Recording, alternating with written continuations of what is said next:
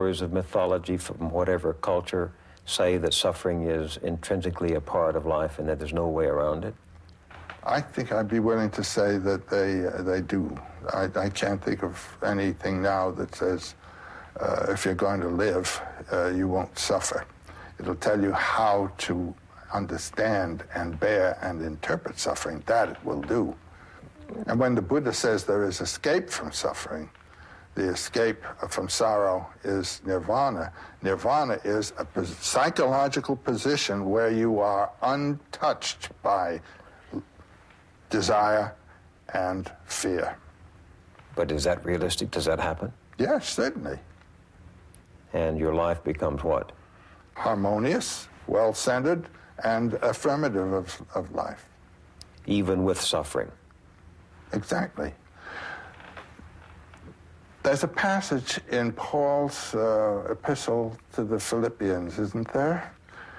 Be as Christ, for Christ did not think godhood something to be hung on to be clung to, but let go and came down and took life in the form of a servant even unto death. Let's say, come in and accept the suffering and affirm it. So you would agree with Abelard in the 12th century who said that Jesus' death on the cross was not as ransom paid, as a penalty applied, but it was an act of at-one-ment, atonement, at one with the race. That's the most sophisticated interpretation of why Christ had to be crucified.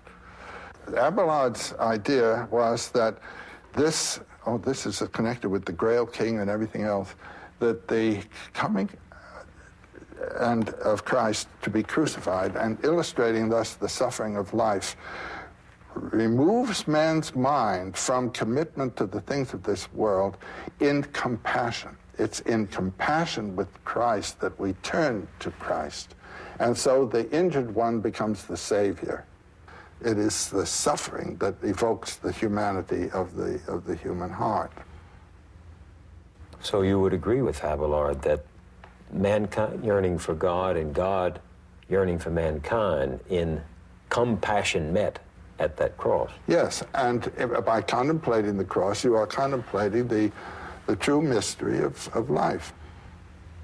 And that love for this experience, no matter how horrific the experience, the love for it. So there's joy and pain in love. Yeah, there is. Love, you might say, is the burning point of life, and since all life is sorrowful, so is love. And the stronger the love, the more that pain, but love bears all things. Love itself is a pain, you might say, that is the pain of being truly alive.